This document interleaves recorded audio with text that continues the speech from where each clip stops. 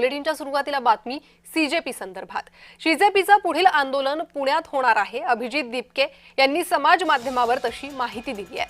सावित्रीबाई फुले पुणे विद्यापीठात 11 जूनला आंदोलन होणार आहे।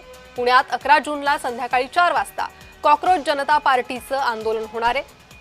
तर याआधी आंदोलन दिल्लीत झालं होतं आणि आता हे पुढचं आंदोलन पुण्यात होणार असल्याची माहिती समोर येते। सावित्रीबाई फुले विद्यापीठात हे आंदोलन होणार आहे। 11 जूनला 4 वाजता हे आंदोलन होणार आहे अशी माहिती पोस्ट करत दीपके यांनी दिलेली आहे। त्या संदर्भात अधिक माहिती घेणार आहोत आमचे प्रतिनिधी प्रीतम पुरोहित यांच्याकडून। प्रीतम, पुढील आंदोलन सीजेपीचं पुण्यात होणार असल्याची माहिती आहे। पुण्यात या संदर्भात काही उपाययोजना करण्यात येत आहे का आणि पोलिसांकडून काय खबरदारी म्हणून काही बंदोबस्त लावला जाणार आहे का? खरं तर पुण्यामध्ये हे आंदोलन होतंय 11 तारखेला आणि त्याचं आंदोलनाचं जर टॅगलाईन बघितली तर शांतीपूर्ण आंदोलन होणार आहे।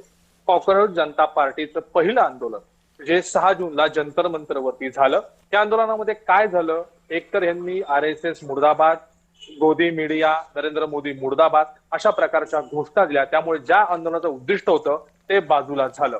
दुसरी गोष्ट, आता हे आंदोलन पुण्यामध्ये होते त्याच्यामुळे याचा कितपत प्रतिसाद मिळतोय हे देखील पाहणं महत्वाचं आहे। दुसरी गोष्ट, एका सामाजिक राजकीय सगळ्याला कंटाळून एक व्यक्ती, जो कल्पक व्यक्ती पुढे येतो, अभिजित दीपके त्याचं नाव, आणि कॉकरोच पार्टी स्थापन करतो। खरं तर पार्टी स्थापन का होते तर सरन्यायाधीशांनी एक उपरोधक स्टेटमेंट केलं, त्या स्टेटमेंटला धरूनच ही सर्व झेंझी पिढी येते आणि ती पार्टी करते। खरं आभासी पार्टीचं रूप प्रत्यक्षामध्ये जंतर मंतरला पाहिलं। अनेक जणांना अण्णा हजारेंच्या करप्ट इंडिया अगेन्स्ट ते सगळ्या त्या आंदोलनाची आठवण झाली। मात्र ह्या आंदोलनाचा सगळा चेहरा हा अद्याप नाहीये। युवक होते, 4 तास देखील ते उन्हामध्ये नीट थांबू शकले नाही।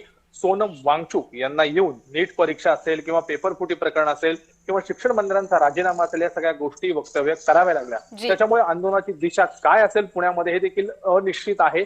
त्याच्यामुळे त्यांनी यावेळेस हुशारी करून शांतीपूर्ण आंदोलन असं केलेलं आहे। त्याच्यामुळे यावेळेस कोणी घोषणा देणार नाहीत, कारण घोषणा देण्यासारखं आहेच काय, त्यांच्याकडे कोणतीही की लाईन नाहीये, कोणत्या बेसिसवरती हे लढतायत, कारण हे उद्वेगातनं आलेलं आंदोलन आहे आणि अनेक लोक हे आंदोलन पाहण्यासाठी, गर्दी झाली म्हणून ती गर्दी पाहण्यासाठी अनेक जण गर्दी करतात।